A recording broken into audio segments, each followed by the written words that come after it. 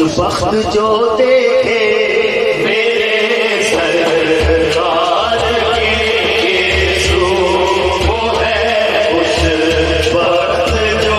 دیکھے میرے سرکار کے سو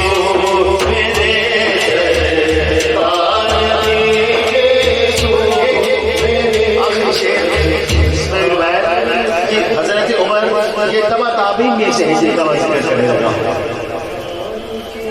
حضرت عمر فاروق نہیں ہے یہ تبا تابعین میں سے ہے عمر سے عالم برزخ میں ملنے پر یہ پوچھوں گا عمر سے عالم